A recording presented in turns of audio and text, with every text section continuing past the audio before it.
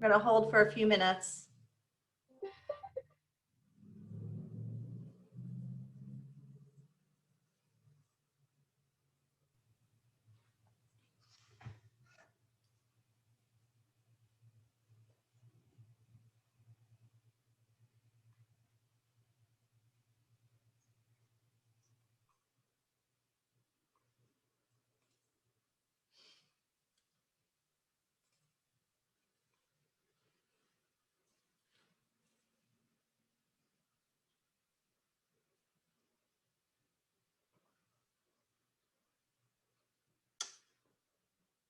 I'm sure there's a lot of people just getting used to logging into Ring Central. It's very similar to Zoom. It uses the same platform, but sometimes it spits you into a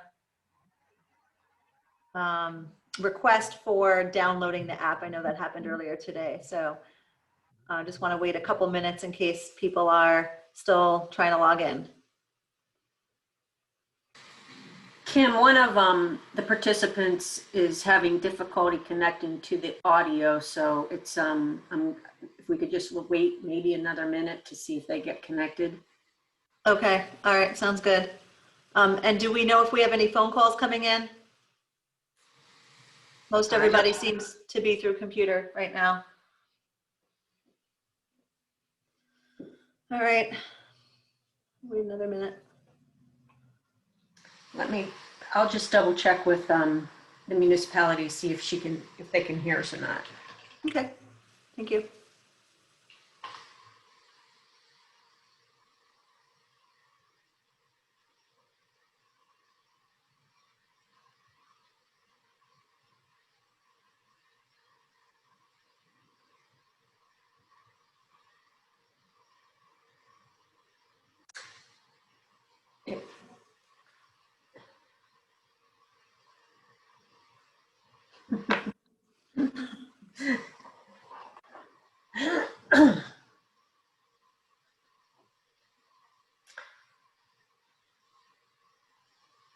Okay, she says she can hear it. They can hear us, but not talk back. No microphone detected. Okay. All right. All right, so we'll go ahead and get started and address that issue in just a moment. So thank you everyone for being with us this evening. We may have some more folks joining. I know we had near 30 people signed up for today, but we are just so grateful that you set some time aside in your evening to be able to join us. Sometimes it's easier to just connect virtually and at least start this conversation. So let me introduce myself and the SEDA COG team. I'm Kim Wheeler. If I haven't met you yet, I'm the new executive director here at SEDA COG as of January of this year. And I'm joined with a few other colleagues here, and I'll let them introduce themselves. Go ahead, Kristen. Good evening, my name is Kristen Moyer. I am the Community Relations Director here at SEDA COG. So thanks for everybody for joining us this evening. Terry. Thanks, Kristen. Thank you, Kim. I'm Terry Provost. I've worked at SEDA COG for about 15 years. I'm currently the Director of Flood Resiliency with Jerry Lee Ziegler. And I'm also in the Housing Rehab Program with a staff of 4 others. So if you have any needs, please reach out to us. It's nice to have you on this call tonight to talk about ARPA funds. Thank you, Terry. And we also have Rose Orner on the line. She will be helping us with the documentation. Thanks, Rose. There she is. Appreciate you stepping in here this evening. We just want to make sure we have the resources to document and basically just archive our conversation here today. So we are recording, but we're also taking notes, and that's Rose's job to make sure that we know who's saying what and when, so that we can report back and make sure we have a good archive for us and for you too. So I wanted to say again, thank you. We have been having meetings similar to this, but in person. This is our first virtual meeting on the topic of American Rescue funds and the plan, and we are doing this in a direct response to your survey results, the survey results that we had earlier this summer that came in, and you expressed some interest in learning more about the American Rescue Plan Act, as well as potentially any additional assistance that you may have need for in your municipality. And we wanted to at least get out some information to you, and we can go from there. What we've been doing is holding all municipality meetings in various counties. We're trying to get through one by one, and not all of the counties are set up yet to do this. And if we have to do more virtual meetings like this, we're happy to do that to capture as many people that are hungry for this information and just want some guidance. We're happy to do that. So we have an agenda where we are going to speak for a good 15, maybe 20 minutes at least, to give you some information. We'll keep everybody on mute for now. And then when we open the conversation up, we can definitely, have yourself unmute. I think we have one phone call in, and for those who are on the phone, if you do *6 on your phone, it mutes and unmutes you. And maybe there's another way on your phone, but you can't, that's one tactic. And then for everybody else, it looks like you're pretty familiar with this platform. If you're having trouble responding audio-wise to us, then we do have a chat function, and we'll be monitoring that, and we can get your question read and answered through the chat function. Or you can email Kristen if that's not working for some reason. So we wanted to get started and welcome everybody. I don't think there are any other protocols that I need to go over necessarily from our standpoint. We just wanted to make sure you understood that we're here to give you as much time as you need to go through, for us to go through the information we'd like to share. It's basically a sort of 101 course in the American Rescue Plan, and also the opportunity to hear from you some of the questions and potential projects or programs you may be thinking about, and us to be able to respond to the best of our ability, as the final rule obviously is not out yet, but we have quite a bit of information to help guide us at this point. So with that, I'll turn it over to Kristen. I think you're going to share your screen, right? I am. Yep. And it responds to some handouts that you sent out to everybody earlier this week, correct? Correct. Just give me a minute. Can you all see that? No. Okay. Give me a second. Technology.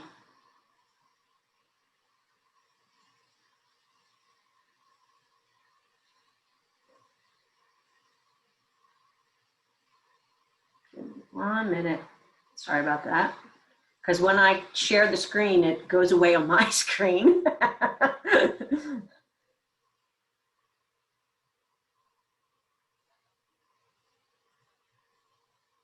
There we go. Now, ay. Sorry, folks.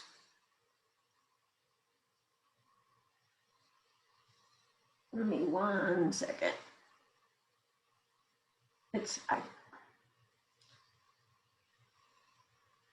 Kim, if you want to go ahead, I'm having trouble with my computer all of a sudden.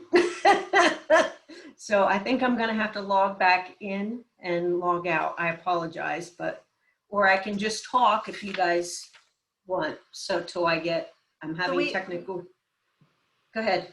We have something on our screen that's you probably want to, it's a policy meeting up on the screen. So you probably want to minimize that, and maybe. Kristen, do you want me to try to pull it up? Is it the ARPA PowerPoint presentation? Yeah. Oh, I have it right here. Let's see. Yep, there we go. Sorry about that. Oh, you're good. I think Rose has us in good hands here. There we go. Okay. And then Rose, if you don't mind, I'll just tell you when to advance the slide, if that works. That works, thank you. Okay. Sorry about that, folks.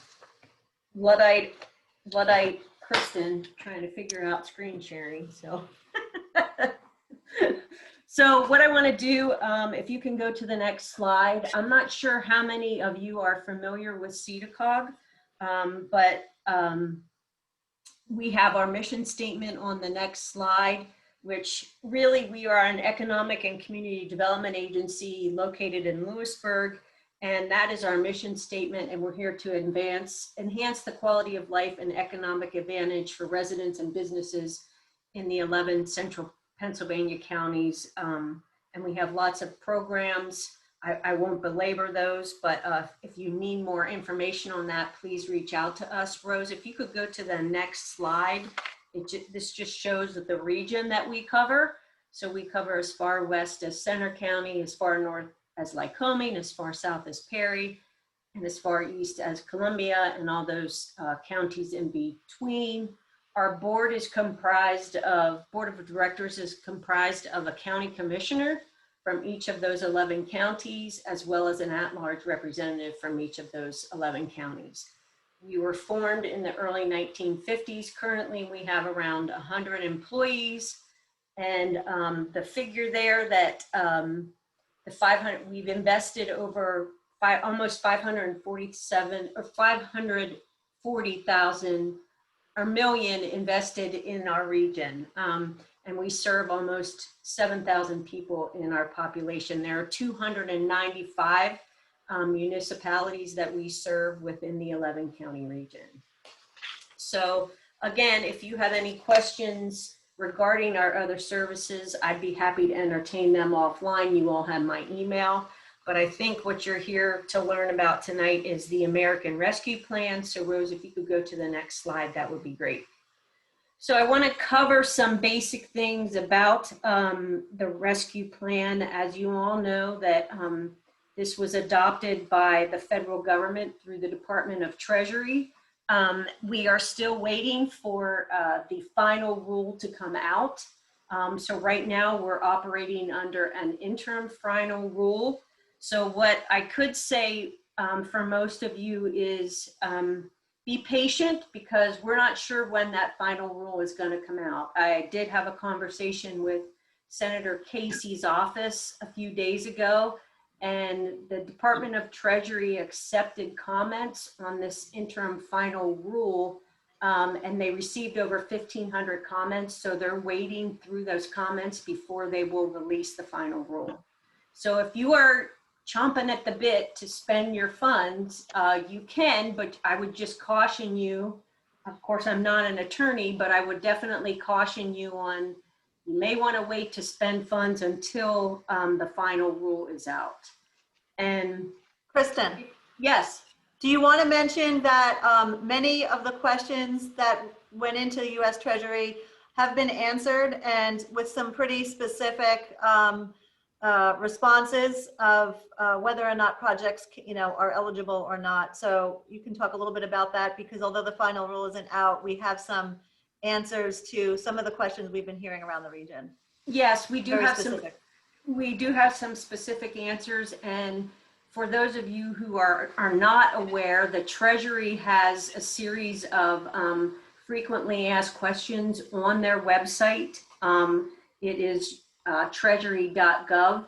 And if you just Google the COVID Treasury site, you can find the frequently asked questions. However, if you don't have them, I'd be happy to send those out to all of you afterwards. The latest release of the Treasury frequently asked questions were July 19th, I think is the latest release. But we do have, we've been submitting questions periodically after we've had municipal meetings. So if there's something tonight that comes up, we'd be happy to reach out to Treasury as well. So these funds, if any of you have received any COVID funds previously from perhaps a county through their CARES funding, those funds were previously for fiscal year 2020. So these funds that you've all received, you can only use it for a cost incurred after March 3rd, 2021. So anything before that is not eligible to be reimbursed for that. Another thing that you want to keep in mind is all of your funds must be obligated by December 31st, 2024 and expended by December 31st, 2026. So again, I can reiterate that There's not really a rush at this point to spend the funds because you do have some time to do that. I know that seems like a long time away, so you can start planning for projects, but again, I advise you not to spend the money so quickly until the final rule is out. Most of you are municipalities under 50,000. I think all of you are probably municipalities under population of 50,000. So you will have to submit a project and expenditure report on an annual basis. And your first reports are due October 31st, 2021. So I know probably one of the questions that you're thinking about in your head is, well, I don't have any expenditures, so what do I have to report? You still have to submit a report and you would just include 0 costs. However, they may ask you on the report about revenue loss, which I'm going to talk about in a few minutes because that's one of the eligible costs. But I just wanted to indicate that, again, your first report is due October 31st, and then you have to submit annual reports on October 31st the following years through calendar year 2026. Rose, if you could go to the next slide, please.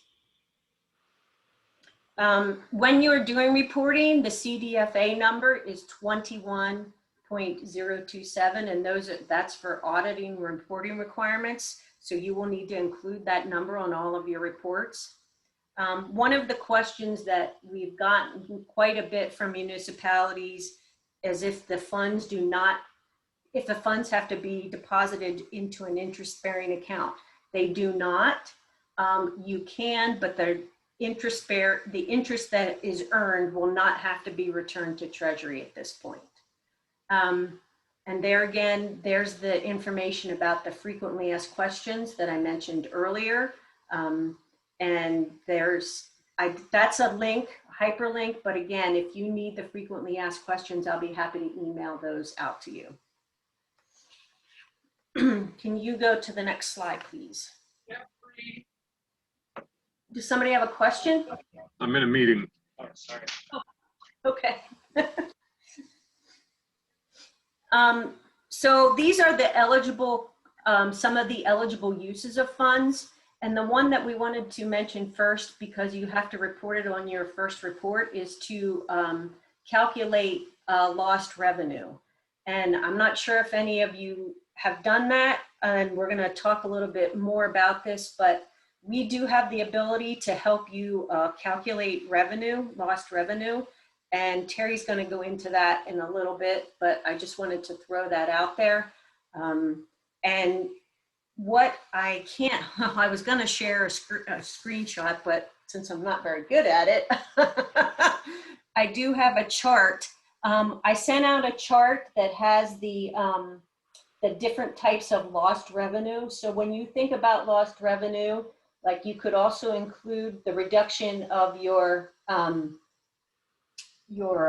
liquid fuels. So I don't know, would you like me to try and share that screen, Kim? I think yeah, unless Rose has that easily accessible, that might be, and she's got the screen share up. Let me see, is this, Yep, that's it. that it? Yep. But It's sideways. There we go. There we go.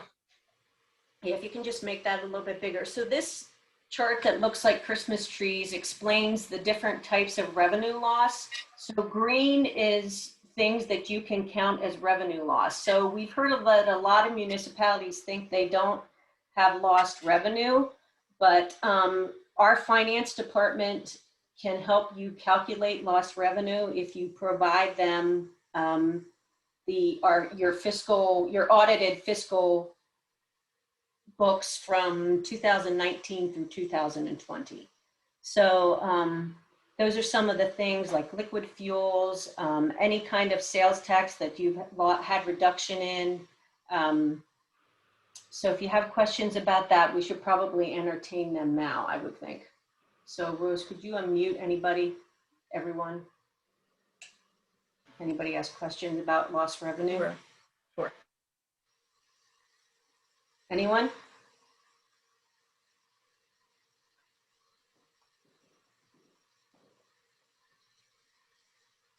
Okay. There's a question in the chat box. Can earned income tax be used?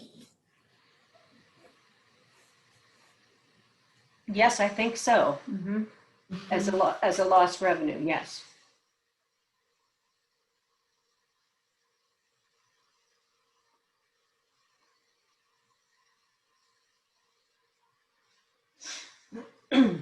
And then the comment is in the chat box as lost revenue, good, it didn't look like it, so.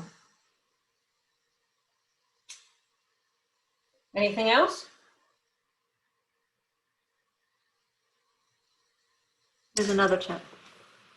So we weren't able to rent out the hall. Okay, the question is, so we weren't able to rent out the township hall, I assume? Do you have specific, that would be lost revenue, yes. If you have something to compare it to from 2019 to 2020 that shows your lost revenue. And there's another comment, when comparing 2019 to 2020, there is an inflation factor, correct? Yes, it's 4.1%, I think. And that would be for each year, each successive year. Do you want to cover that now too, that this can be Sure, done multiple? This lost revenue can be calculated through 2024, I think, yeah. So we can help you calculate that through the coming years. So if you've had impacts because of the pandemic. So it's not just this year, it's this year and the next following 3 years.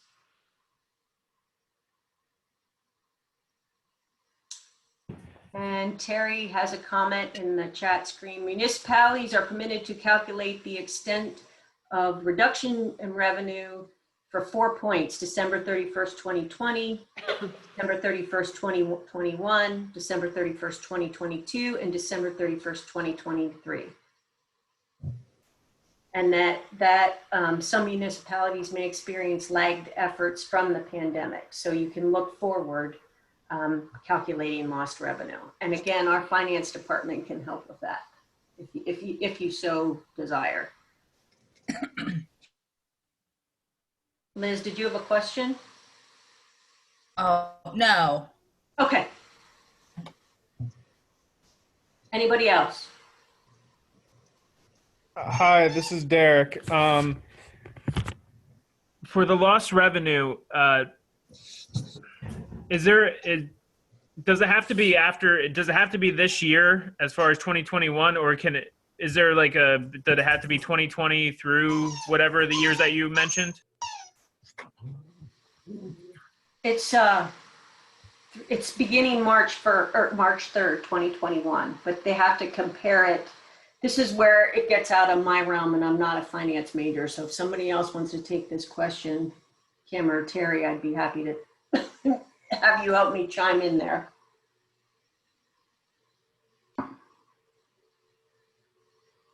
I think you're right. So it is looking at the previous year. I think we could probably get more specific from Doug on that, but that is looking at 2019 to 2020 up till December 31st. I think your comment on the the March 3rd, Kristen, relates to Incurred costs. Incurred costs, that's for the projects piece, not the revenue loss. The revenue loss actually goes back to what happened between 2019, 2020, and then successively from there. So Derek, did we answer your question? What was that question again? Nope, that was, I just want to make sure there was different timeframes for the reimbursement versus. Yes, yeah, there's different timeframes. So incurred costs, meaning when we start talking about projects, we'll be starting with a March 3rd, 2021 dates. But when it comes to the reduction of revenue or loss revenue, it goes back further. As you can see the dates from the chat that Terry put on the screen. Perfect, thank you. Mm-hmm. Anything else? Do we want to stay on revenue loss right now? for Terry's I think- discussion? Or do you want to move forward? We can move forward and then have Okay, Terry come back talk. to that. Okay. Yep. So Rose, can you go back to the presentation, please? Thank you. And then another eligible use is to support public health expenditures. And this can be anything related, moving March 3rd forward on any kind of COVID mitigation efforts. It could be medical expenses, it could be COVID vaccine clinics, it could be behavioral health, public health, and safety issues. And then I did include with your, when I email all of you, there's a list of eligible activities, and we can, when we go into the discussion purposes, we can talk about some of your projects that you're thinking of, and then we can help you determine whether they would be eligible or not. The next one would be to address the negative economic impacts caused by the health emergency. And you can see some of the choices there: economic harms to workers, households, small businesses, impacted industries, and the public sector. Rose, could you go to the next slide, please?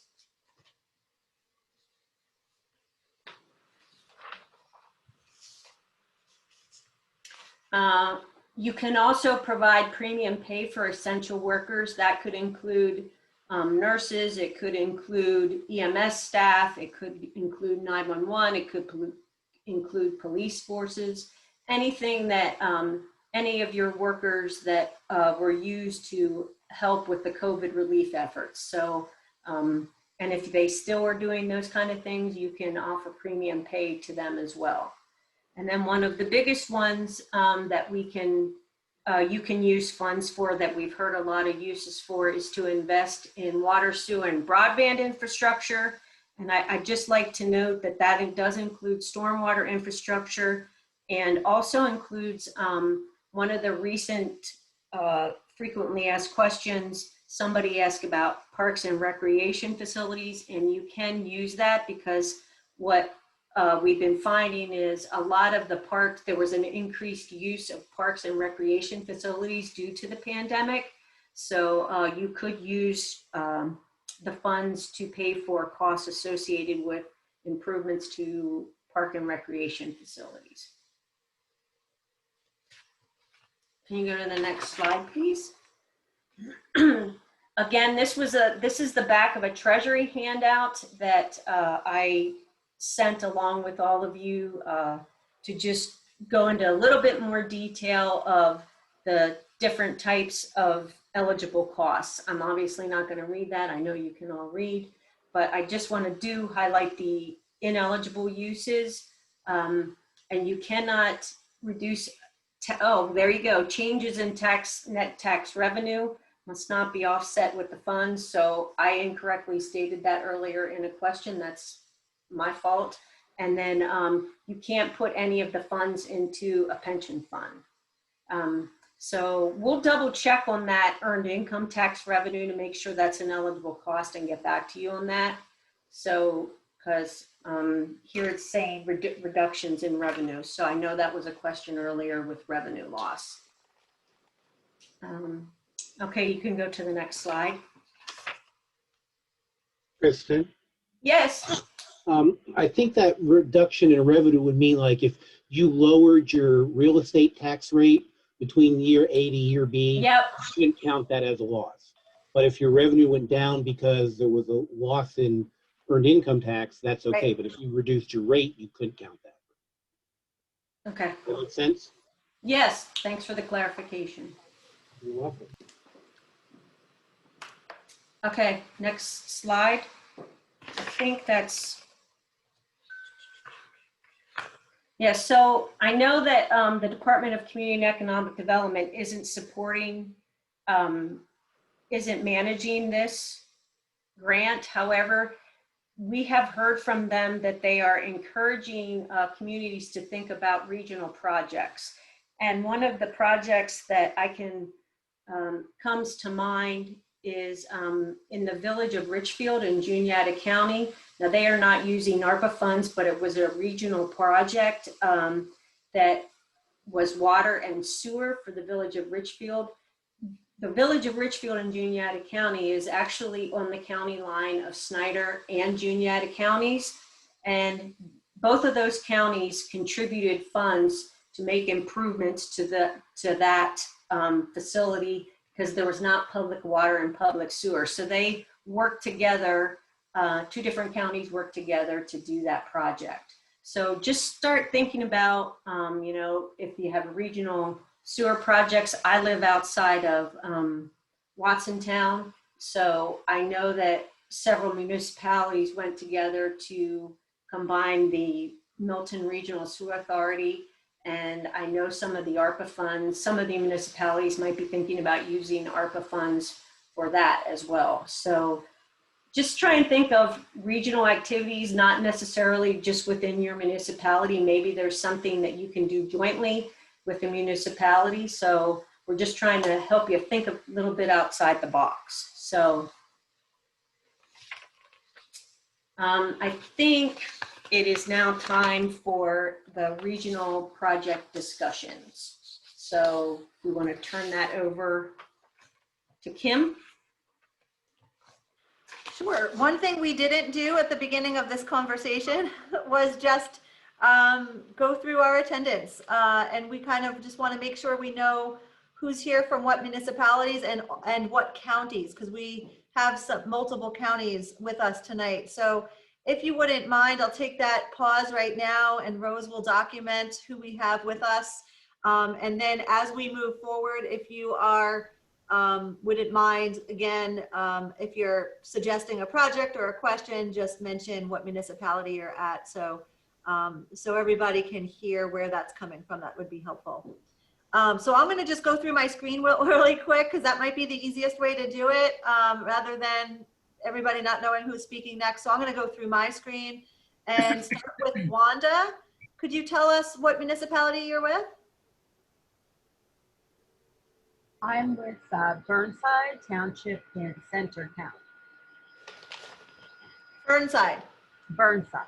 Burnside, right? Yes, Okay. yes, Center County. Not good. Yeah, good.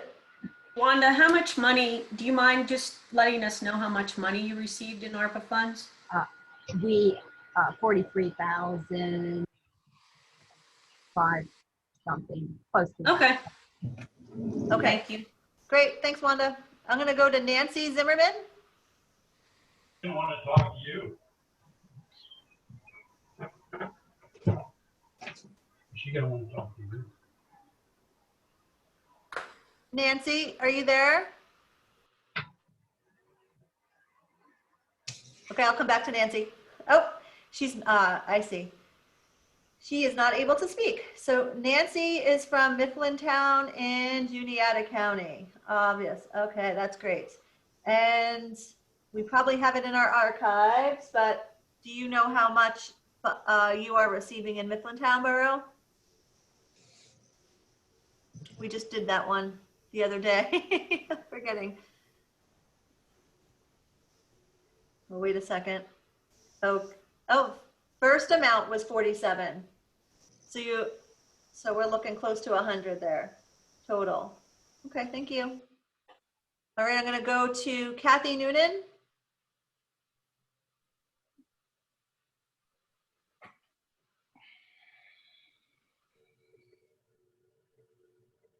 I can't hear you if you're speaking, Kathy.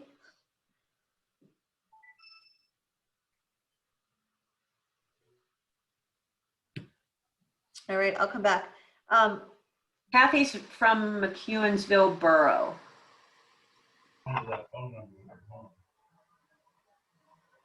But I don't know how much amount in Northumberland County.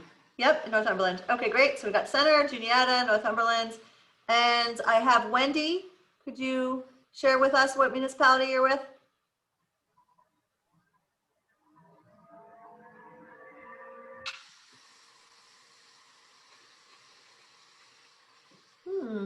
Audio is not working for some.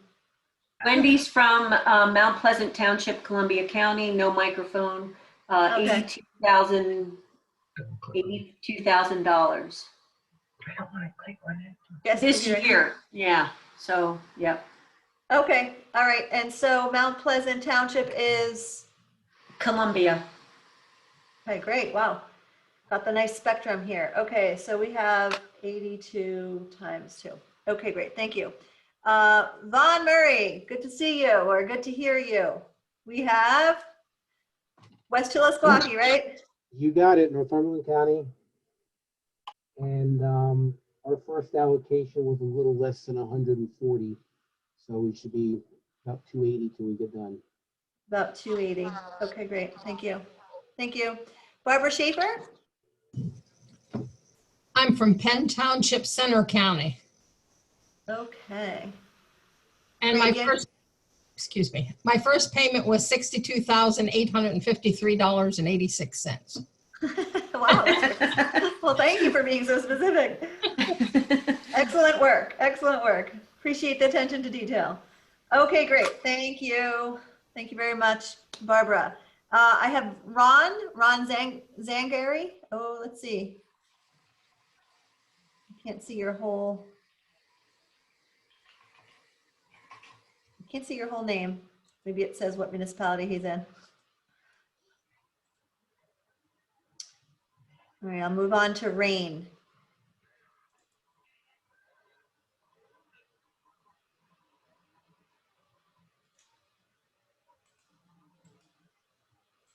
No. Jackie Hugney. Rush Township. Rush Township, Center County. Not sure of the amounts. We are the engineer for both of the reference townships, Snowshoe Township and Rush Township and Center Counties. Okay, great. Thank you for being with us. Excellent. Franklin Township, Rain Mice is Franklin Township, Lycoming, and Jordan Township, Lycoming. Okay, great. Good. We have a really nice cross section. Thank you everyone for joining us tonight. I know we've been, go ahead. Ron Zangari is the Cunningham Township, Columbia County. Do not know exact amount. Believe it's just shy of $80,000 total. Okay, thank you. Mm-hmm.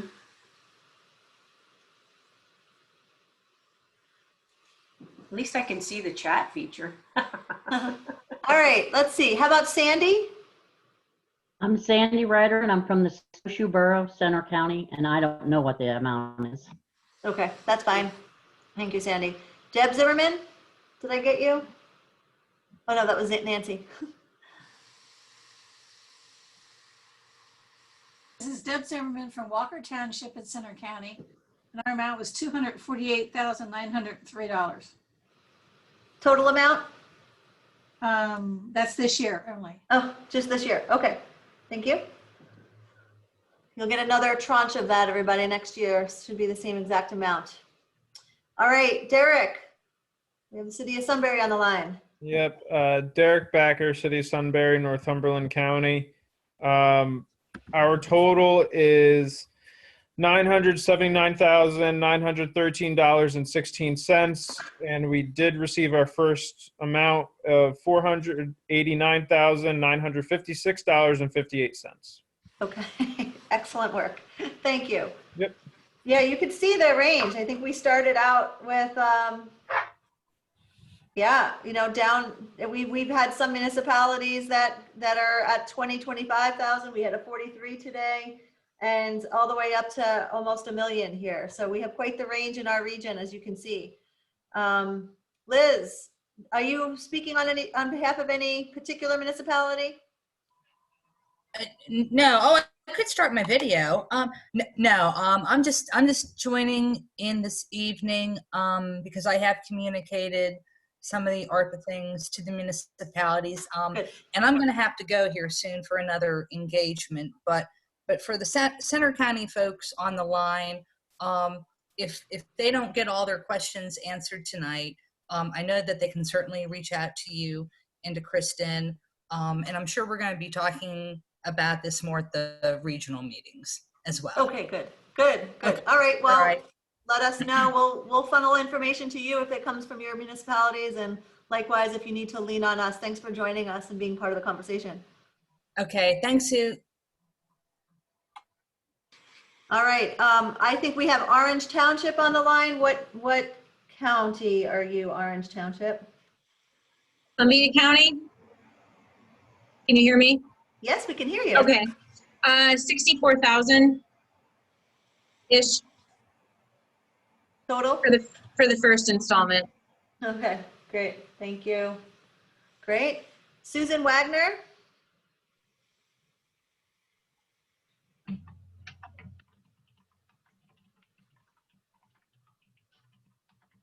Susan doesn't have a microphone, but she's from Walker Township, Center County. Okay, great. All right, good, thanks. Jeffrey Sutton? Columbia County, Hemlock Township, and just shy of 240,000 total. Thank you. Good, lots of Columbia County representation today. Thank you. We have one more, Sherry Boyer. Yes, I'm from West Chillisquawkee Township, and Vaughn already gave that information. Okay, great. Thanks, Sherry. And we have one person on the phone today, if you are able to unmute. *6. Okay, maybe we can't get that person connected in. All right, well, good. That's helpful for us to know who's here. We have a nice cross-section of multiple counties. I really appreciate this. We probably, phone line. Did you want to say anything, whoever's on the phone? No, this is John McGee with Cunningham Township, Columbia County on the line. Okay, gotcha. Thank you so much. Sure. Okay, great. So this next section of the agenda, as Kristen mentioned earlier, is an opportunity for us to really start to have a conversation about maybe some project ideas, questions that you may have, and for us to be able to respond to the best of our ability with the knowledge that we have gained through the interim final rule and all of the U.S. Treasury questions and answers, and see what kind of assistance you may need. So, so at this point, it's usually easier when we're in person and we're sort of taking questions with people's hands up, but happy to just sort of open the floor right now. The way that we thought this might work best, being virtual, is actually going through the different categories that Kristen went through already. So maybe one at a time, it might be easier to do. We'll see if that works. And so let me pull that up and grab those. So if anybody is thinking about a public health response type of project, we are happy to answer any questions. We've found that there's a whole host of things that fall under this category. And so I don't need to speak in any great detail, but some of the things that we've heard are facility upgrades in municipal buildings related to health and safety. So whether it's air quality control or materials, you know, and equipment, I'm going to sort of stop and just sort of let things come naturally through you guys. I think anything that could be considered mitigating the spread of the virus, and, you know, services related to your operations that are responsive or reflective of trying to keep a safe environment. Those types of things are generally what we've been hearing. We've even heard emergency tower type of projects related to getting notifications out by the EMS. That may happen at the larger county scale, but those are the kinds of things that we've been hearing. So happy to open the question dialogue up and see what comes at us. And so feel free to unmute at any time. There is one in the chat box, Kim, from Vaughn. We are investigating updating our HVAC system and better air filtration system. Yep, and Kristen and Terry, Kristen, do you want to, I see you're okay, you're just unmuted. Help handle some of the questions, but yes, that one is definitely, if you can draw a link, this is an easy one, to updating systems related to the public health or the health of your employees.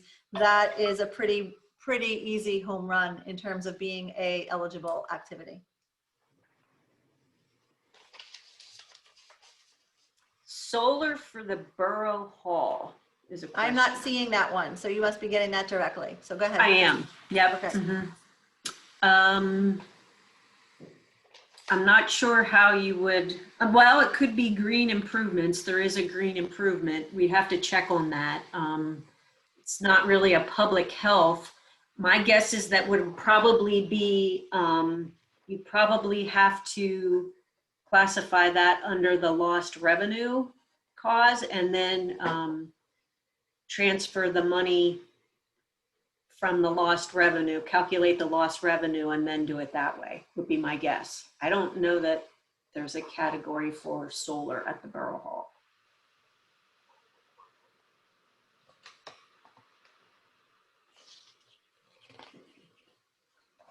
Any other ideas for public health response? Can you think of other examples, Kristen? Sure. Any kind of testing for COVID, personal PPE, if you have employees that need PPE, mental health, really anything dealing with public safety regarding the COVID, regarding the pandemic. If you're doing public communication about, you know, COVID education for your township residents or your city residents or your borough residents.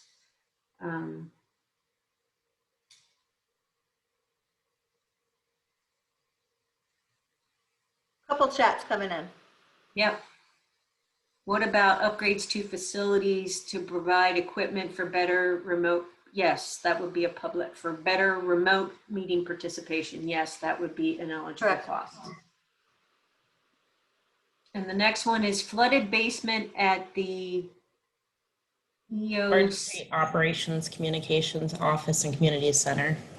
Okay. Oh, A pool down there. Is it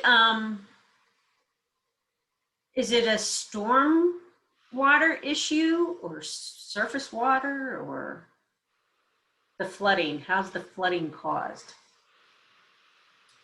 I don't know, Terry, do you think that would be a storm water? Every time it rains, but if that's where your emergency center is and you have to respond to the pandemic, I think we could tie it into public safety and health pretty easily. Yeah.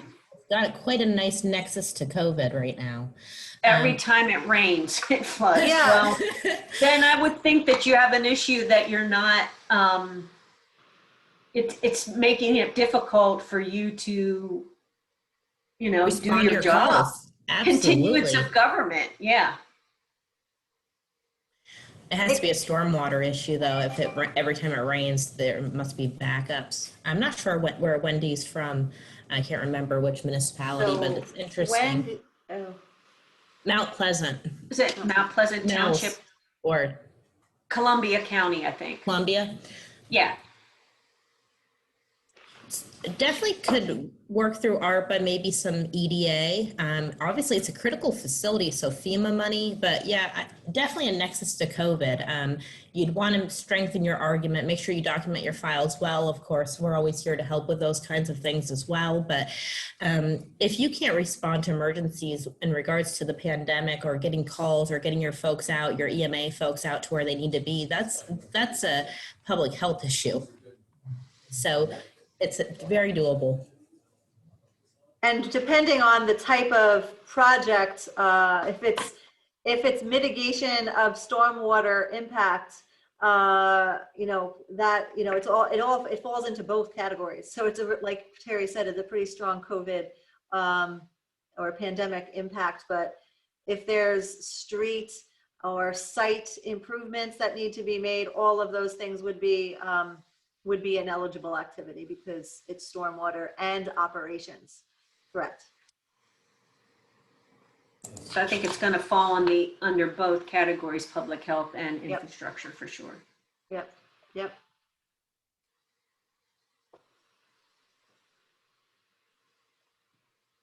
Yeah, I don't blame you. It's a really interesting project. I like hearing about it. Not that it's happening to you, not that, of course, but there's a lot of different ways I think you could crack this egg and get it done.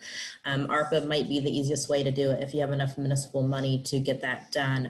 It might be really just truly infrastructure, stormwater upgrades and separation of what you might have underneath that road. There's something going on, but definitely I would start working through your ideas of what you really think needs to be done before entertaining into an agreement with an engineer, unless you want to use your municipal engineer. But from the ARPA perspective, I think you'd have a little bit of project administration with it, but a pretty easy project. And usually there's not this kind of money at the municipal level to help you with these kinds of projects. I'd go for it. Yeah, and I should add that I neglected to say earlier, depending on the ARPA funds, a lot of times federal funding has the environmental review, federal environmental review, federal Davis-Bacon.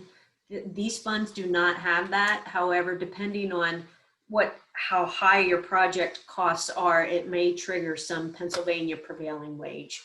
So just want you to keep that in mind, since it's very odd that federal funding doesn't have a lot of strings attached, but you know, we can help you through that if you're so interested. So.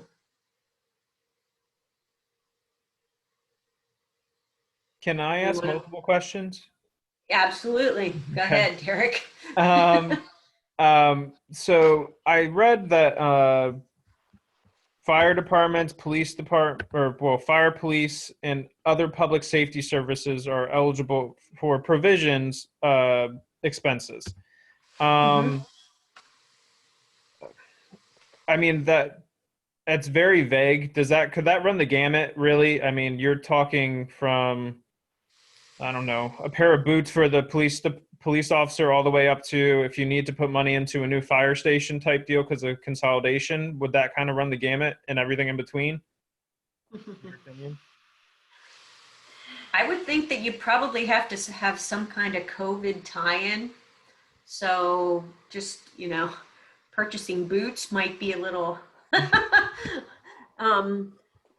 so that's what I'd always try and tie it back to COVID in those cases. And you have to be a little careful too with fire companies.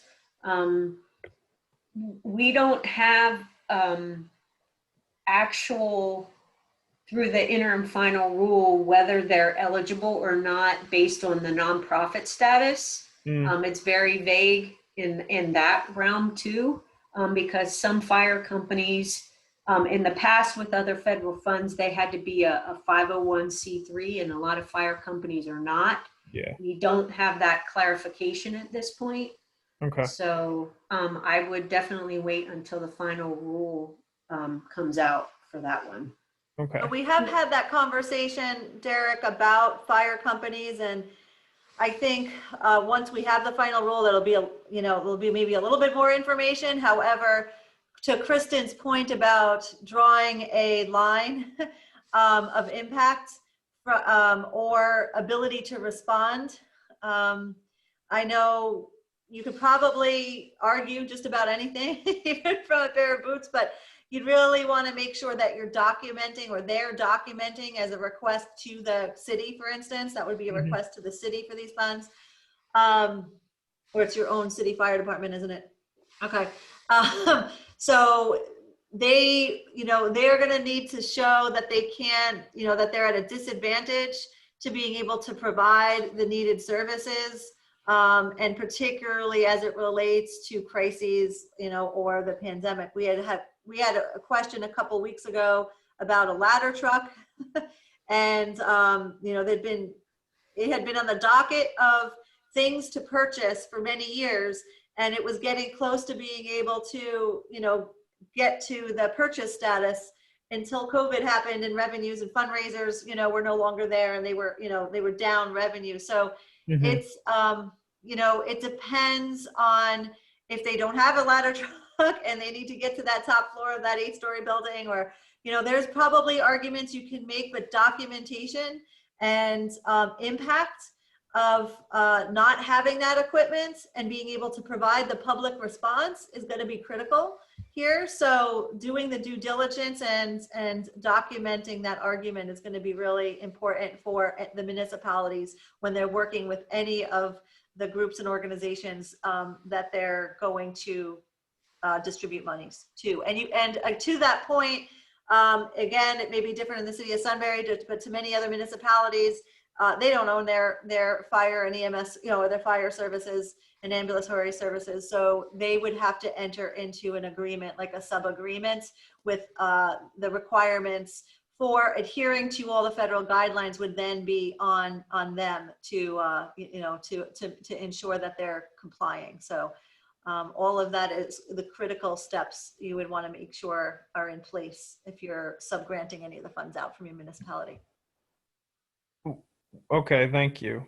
And then also in the first guidance that came out in the same section on page 60, it says in the provisions of police, fire, and other public safety services. Again, your opinion, would code enforcement be included in other public safety services?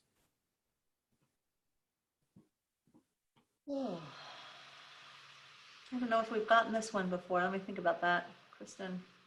Is it a blighted structure that's causing a safety issue? So, for instance, and I'll use an example, Okay. code enforcement has issues with getting to a blighted property or to do an inspection because they can't get there because the vehicle keeps breaking down.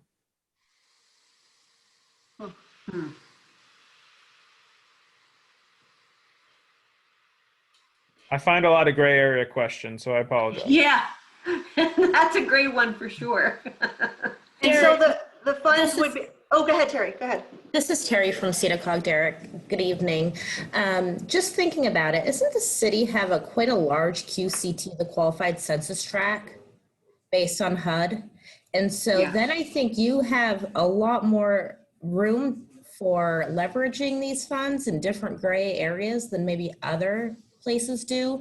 You can do neighborhood betterment. So if you do a really wide net on neighborhood betterment, I think we can probably make a nice nexus on code enforcement. Okay. Neighborhood betterment, what betterment can you do, than to have good code enforcement? Plus you go back to public safety and health. Yeah. So, I don't think it's slam dunk. I don't think it's like a stormwater issue with flooding. That's different. Yeah. That's pretty much a slam dunk, but I like your gray area questions there. They really get me thinking, but your QCT, I'd really take a nice look at that Qualified Census Tract. And I think maybe Kristen has that information at some point, but I was thinking Sunbury had a large area in the. They do. I have the census tracts right here. 810, 813, 816, 817, and 821. So those are in your QCT, which is different than everybody else on the phone. You do not have a qualified census tract that would allow you to do the neighborhood betterment and what's it called? You could do a lot of things. Yeah, a lot. Where did I put that? in the qualified census tracts for sure. Okay. The economic impacts pieces. Yeah. Yeah. Yep. Okay. Thank you. Anything else, Derek? Not right now. Okay. All right. Let's see. So anything else on public health response? Here's one that was a direct message to me. We have discussed putting security monitoring system at the Borough Hall due to vandalism, loitering, and drinking.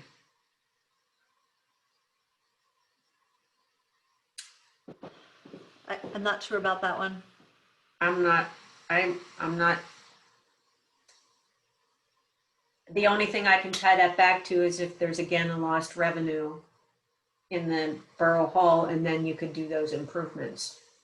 So it doesn't fall nicely into any of the categories. No, it does not.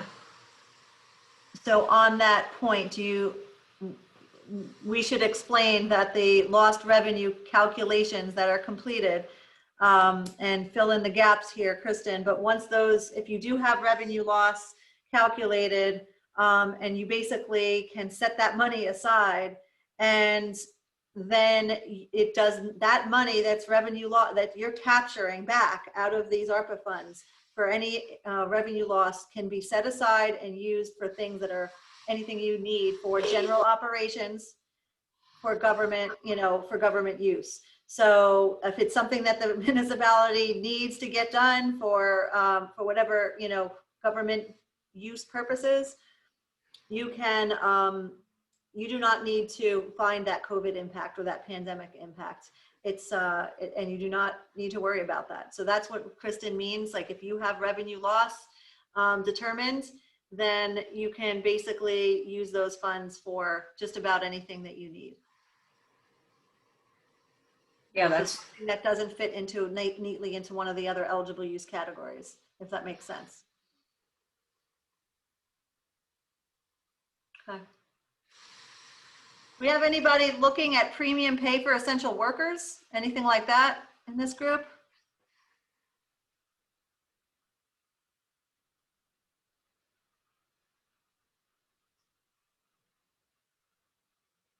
I'm gonna take the silence as a no. Okay. And that's fine. You may think of something. I think we heard something the other night, not too long ago, at the municipal level where people, those were working through the pandemic and the opportunity to give them an extra premium pay for their services is definitely an option. What about, let's move to the big Terry, one. And here, okay. Terry, did you want to say something? I just wanted to chime in a little bit from the SEDA COG region perspective. We've seen other municipalities tap into some of that ARPA money for that premium paid. And I think, echoing Kim and Kristen, this is really a nice eligible category, really for those workers, those essential workers out there. It's an easy way to expend some of these funds for folks who maybe were overworked during this last year or year and a half, and to give back. And we do know of communities that have done it successfully thus far. Yeah, it could be, even if, borough crews are collecting extra sanitation, it could be janitors if they're cleaning, or your crew workers are cleaning parks or, restroom facilities at a park, that could be premium pay too. So it's just something to think about. So it's not just necessarily public safety. It could be your public works crews that have been going above and beyond or been reallocated to do extra cleaning somewhere. So, think about it from that perspective as well.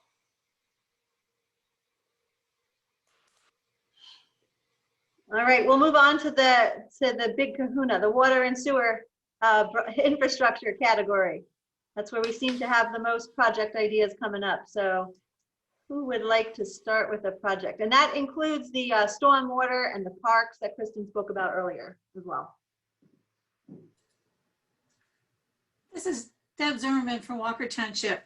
2 questions. In the sewer water projects, if we have a local sewer authority that is requesting money to upgrade pump stations, but they have their own contracting crew to do the work in-house, I know that I'd have to check and see if they meet all the federal guidelines for funding, I guess, initially, but would they be required to pay premium rate to their current employees to do this project? I think it depends if the project, and Terry, correct me if I'm wrong, I think if the project's over 25,000, then they wouldn't have to pay state prevailing wage. That is correct. So back to Kristen's point, federal money, and you may already know this, but on the federal money side of things, just pure federal money and not necessarily ARPA, once you have force account employees, which is essentially what these folks are, is what I'm hearing. The sewer authority has employees, they're already on the books, and they just want to use their own employees. Under the federal side of things, you have to ensure they're getting paid at minimum the rate, and then they do have to be full employees, W-2 employees. Same thing on the state side, and the state side with Department of Labor isn't as clear as DBRA necessarily in regulations. So what I would say is they should be paying at minimum that prevailing wage. Anything from a public body that's bid out in the state of Pennsylvania must go by Pennsylvania prevailing wage. So I would want to ensure that they paid that state prevailing wage if it was over 25,000. Okay, that answers that one. Thank you. And then I'm not sure if we're under this category yet or not, but for park improvement, our facilities are being used more heavy with people being out and about. But we don't have the capacity to park everyone, and they're parking along the roads and in the ball field area. Would an additional parking lot be something that this money could be used for? I would think. Yep. I think it's part of basically the ability to hold capacity. You know, and so whether you're providing an actual amenity or you're providing the capacity for people to use the amenity, I think you can make the argument if you don't have enough room for people to be able to get there and use the space. Okay, thank you.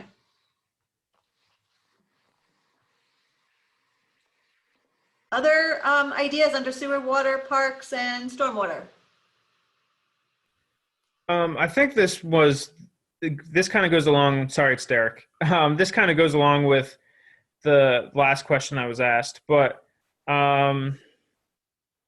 if you're expanding or adding onto in the sense of it's within the same area, but not the same building, trying to build another building. For instance, we have an ice rink, obviously in Sunbury, and it's at capacity all the time. If we wanted to put funds toward building a second rink, would that be allowed?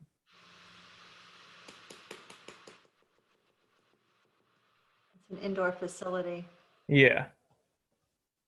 Or does it have to be an outdoor facility? Yeah, I'm thinking through this too, Derek, but there's a large provision for recreation, correct? Under ARPA. I mean, I thought it was a pretty wide net. That's what I thought too, but. If I can answer this, or we can, I'm not sure. I defer to Kim and Kristen, but I would have to investigate a little bit, but I'm waiting on leaning on the side of, I think it's doable. But I can't say that black and white. Maybe Kristen can do that tonight for us. I'm not sure. I think it's doable. We just have to,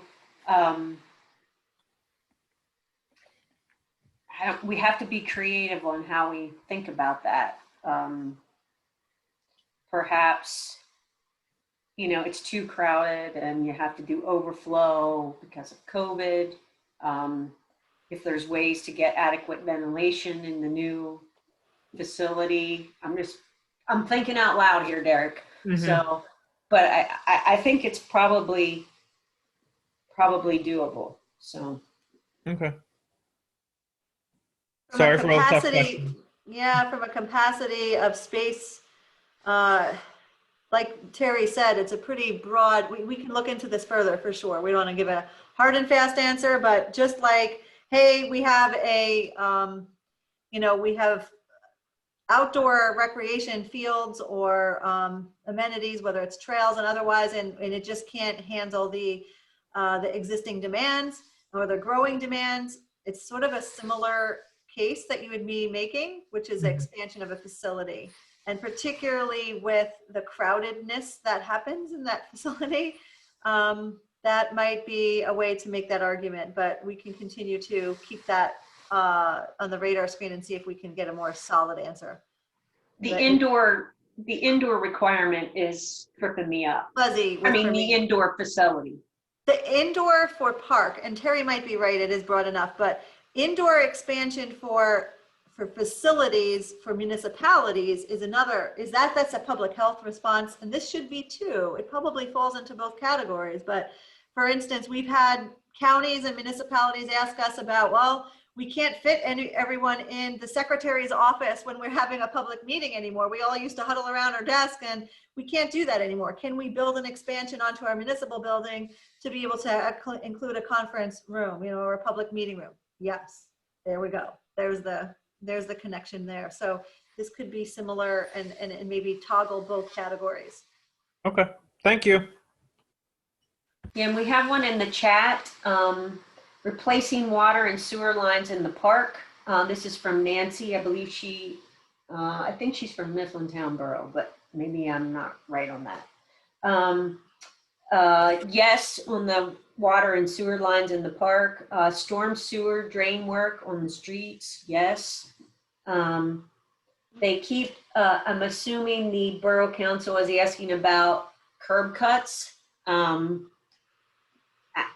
I don't see a tie-in unless you have a revenue loss that you can then put that in your general fund and then pay for those. If you don't have revenue loss, I don't think it's going to fit in that category.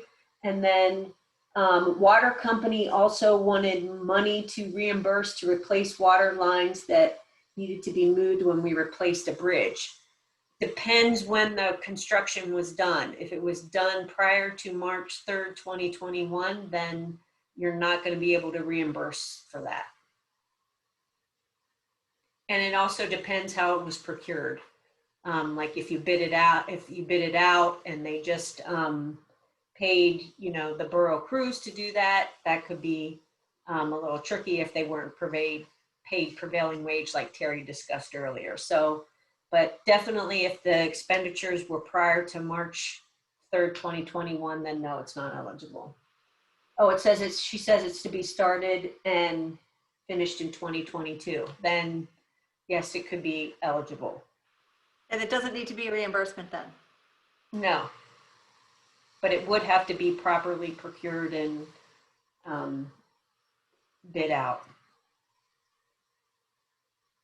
Good questions. Thank you. What else is out there?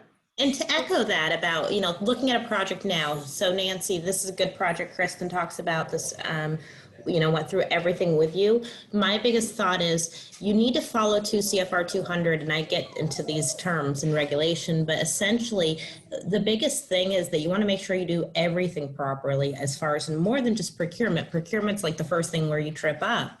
But if it's over 25,000, do you have a Pennsylvania prevailing wage in your bid docs?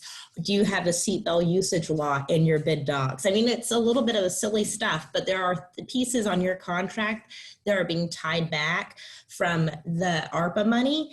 And your contracts are relatively thin compared to any other federal monies you've received ever, likely.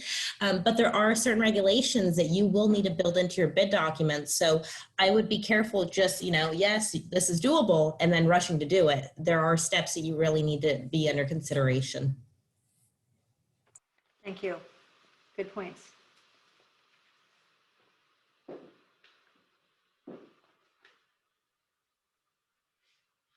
Other ideas or thoughts that anyone wants to share or get questions answered on the infrastructure pieces?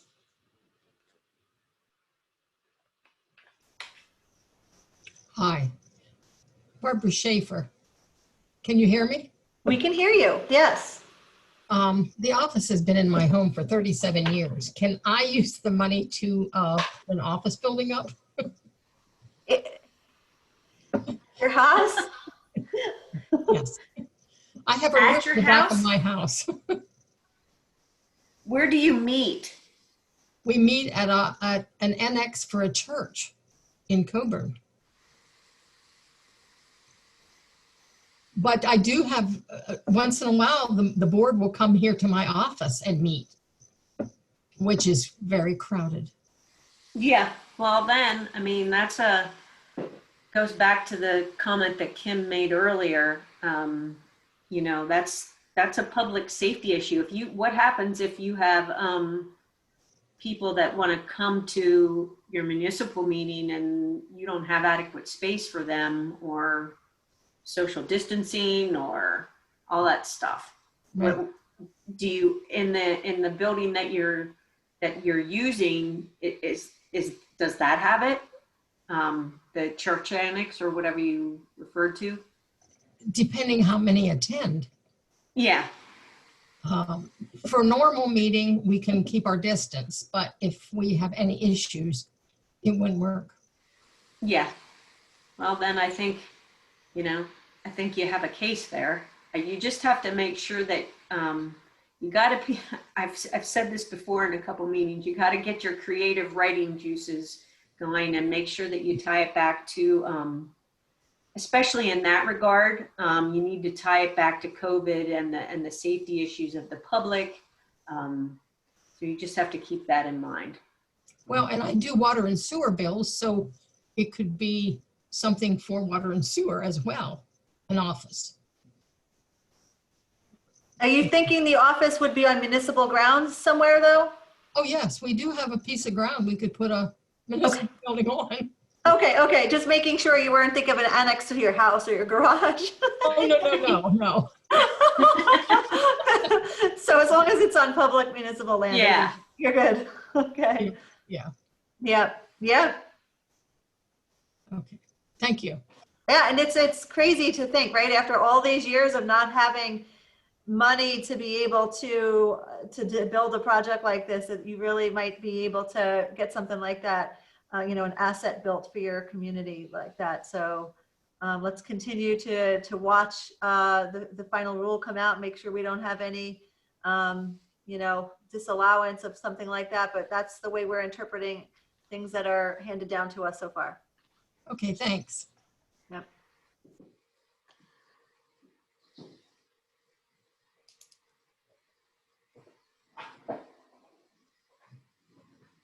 Okay. Anything else? Am I missing any other sections? Or anything else question-wise on projects, programs, initiatives?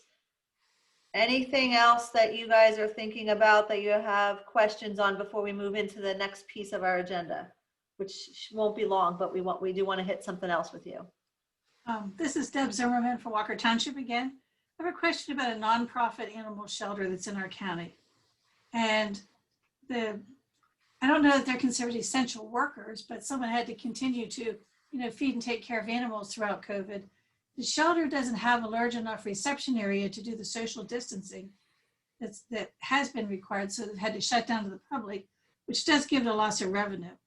Are there any specific things for nonprofits like that? No, I think the municipality though could grant to the animal shelter. I think there's a couple things that you need to consider, and that would be make sure they are a legitimate 501c3, which you should be able to get that from them. And they would have to, again, you'd have to tie it back to the COVID response. They weren't able to provide adequate social distancing, had to close down. Granting money to a nonprofit is eligible, but you also want to make sure that if you are sub-granting money, that you actually have a type of agreement. Because what happens is, if for some reason the funds, you don't have a type of agreement, the funds could, and they do something that, I don't know how to say this that it makes sense, that they do something, the funds could have to be paid back.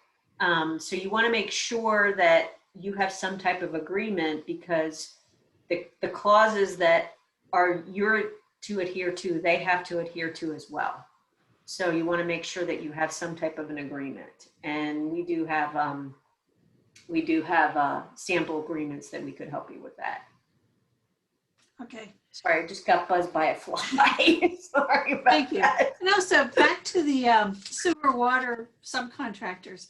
When we do our bid job out to them, what does the municipality have to keep in report, documentation for reporting?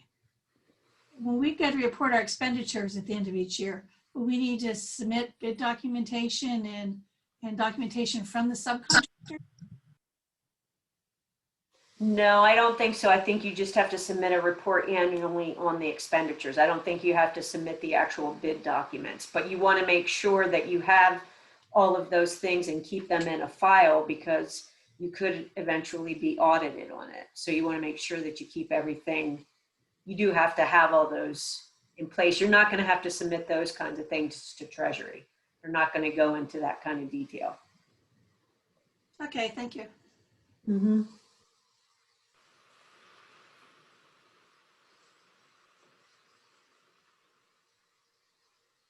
Anything else lingering out there? Anybody? Okay. All right, well, you know where we are. You can continue to communicate through Kristen. If you have any other further questions, we're happy to come out and also meet with you if it gets to that, desire. And we are doing that with some municipalities already. I'm going to turn it over right now to Terry, who's going to spend a few moments talking about the most important thing that you probably want to have on your radar screens. And we talked a little bit about revenue loss earlier, but that is probably the first next step in this process that you want to be thinking about to make sure you have at least cleared that hurdle of whether or not you may be eligible to set some funds aside for revenue loss. So Terry has some information on that. I'm going to go ahead and turn it over to her. Thank you, Kim. We had talked a lot about revenue loss a little earlier, and just to get into some of the details, because we know that this is one of the hot priorities for municipalities. Reporting starting to occur, revenue loss calculations have to be done. I think the very first important point really is to let you know, once you have the revenue loss calculation and those funds go back into your general fund, they lose their federal identity. Truly meaning that you can then do as you need to do with those funds once you do that revenue loss calculation. So going back to SEDA COG's expertise and assistance, we have a fairly large finance department with experts, in-house experts, who can do the revenue loss calculation on behalf of municipalities. And Kim has finalized a contract for those kinds of services. And Kristen has that in her wheelhouse. She can send that out to folks who are interested in having SEDA COG do those pieces for you. It is separate from any sort of project management because we know that this is such a hot button topic for municipalities currently. As we indicated, you can actually calculate your revenue loss four times. And the reason really is that lagged effects of the revenues during COVID-19. Upon receiving your fiscal recovery fund payments, you can immediately calculate your revenue loss, and some of you may have done that for the period ending December 31st, 2020. But however, SEDA COG with our administration services, we will calculate your revenue loss services up to those 4 times and comply with all your grant regulations until your activities are completed and closeout reports are submitted to the U.S. Treasury. Again, that contract Kristen Moyer has, but I think it's one of the easiest lifts for a municipality to get accomplished. It's a light effort, truly. If you know what you're doing, you're an expert. It only takes, less than half a day typically for those kinds of things. But it will get money back to your municipality very quickly. And we know that a lot of our municipalities are hurting from having revenue loss. So I would encourage you one way or another to really take a really good look at having your revenue loss calculation done to see if you can get those funds granted back to your general fund. Yes, thanks, Terry. Absolutely. So on that note, Kristen will send out the little, services agreement in case anybody is interested in getting assistance from us on that. We know, as Terry said, that's probably the first thing everybody wants to get a handle on so that they know how to spend the rest of their funds or what rest of the funds they have. And at the municipal level, I think we're seeing a spectrum of no revenue losses, or we thought we didn't have any until somebody looked at our books and our audited financials. So it's, you may be surprised, and we're happy to assist with that. So let us know if you need assistance, and we can certainly get you in the queue. The importance of this now is that you do need to have, as Kristen spoke earlier, by October 31st, the first reporting is due to U.S. Treasury, and they do have the requirement in that first reporting to report on revenue loss. in that first time frame. So that is going to be a requirement. We want to try to get out ahead of this and help municipalities get that done if they need to, and sooner than later, so that we don't have them all, you know, queuing up on October 21st or 30th. So, so let us know. And on that note of, you know, we didn't speak about it a lot, but we, you know, we did send out the survey, if you remember, with a menu of services that we do have available with our staff here at SEDA COG. And it doesn't have to be soup to nuts, although we're happy to help you from beginning to end and do all the reporting, the project management, the compliance, the you know, all of the labor standards, whatever is needed, and you don't have the capacity or know how to do, we're happy to assist. You can, for procuring technical assistance related to the administration of these ARPA funds, you can use the ARPA funds themselves to pay for that technical assistance. What we are, you know, that's very specific in the interim rule already. What we don't know is if there's gonna be a cap on that, but we're really not concerned too much about that. You're gonna need to, you know, many communities are, you know, definitely gonna need some assistance and capacity walking through some of these processes. So on that note, you do need to follow federal procurement guidelines on anyone that you do choose to assist you in, you know, with these matters. And SEDA COG is set up a little bit differently. We do not have to respond to that type of a bidding process. We are a CoSTARS member, and that puts us in the category of being able to be procured directly under the CoSTARS framework with municipalities. So that is, you know, if you wanted to work with us, we're happy to do that.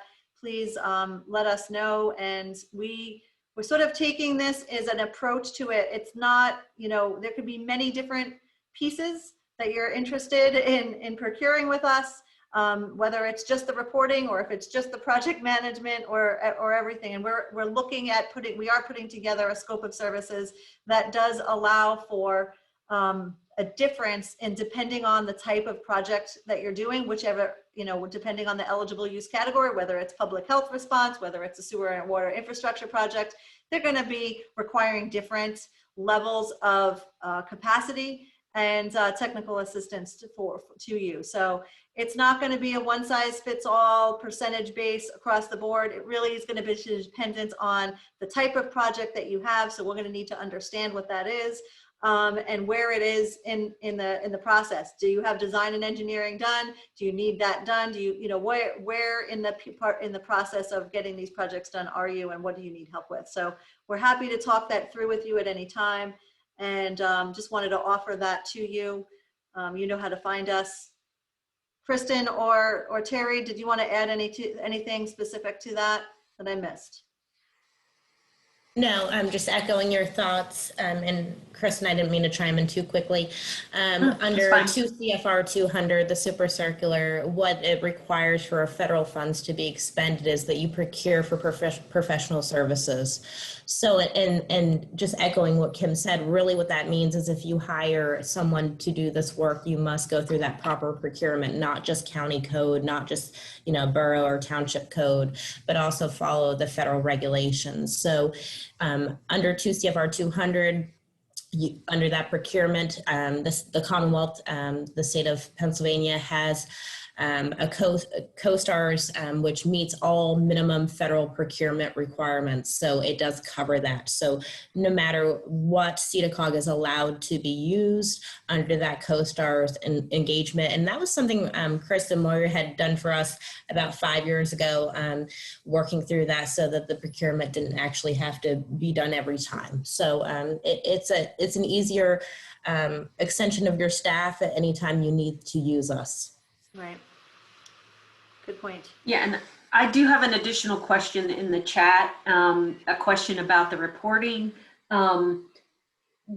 For municipalities less than 50,000, your report actually does need to go to Treasury. It is not DCED at the state. And there is a compliance reporting guide that I'd be happy to send out to everybody also, along with the agreement that Terry mentioned, the professional services agreement. So you do have to report online to Treasury. So, and it is again due the end of October. So, and annually thereafter. So, and it's a pretty big, you have to have special IDs, and that's why you all needed to get a SAM registration and get a DUNS number, because that system that you do the reporting in is going to need those. So I'll be happy to send that out.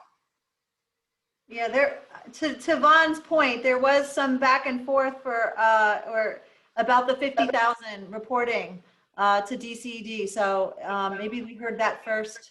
Well, but I think you're right, Tristan, we'll just double check on that. But there was some information early on that said that that 50,000 and less had to report differently. We'll absolutely confirm that, so.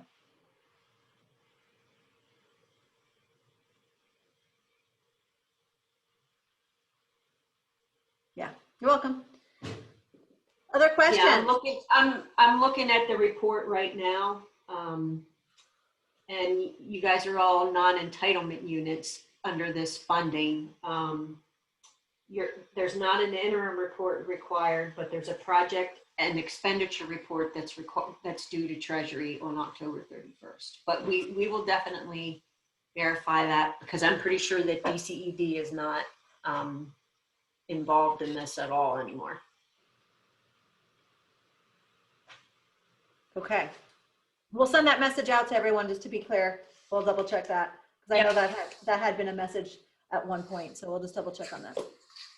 Yeah, and there was obviously, I don't want to muddy the water anymore, but the single application for the funds that had to be submitted to DCED, but I don't think they really had their hands in it after that. So. Other questions? Anything else? I hope this was helpful. And like I said, if you think of things after you leave this meeting and as you go back to your municipalities and discuss what you heard tonight, please feel free to reach out to Kristen, and we can continue the dialogue and responding to any outstanding concerns or questions. We appreciate that you stuck with us here this evening, and you know, as more information becomes available, when the final rule comes out, we'll definitely be making our rounds to get more information out to everybody.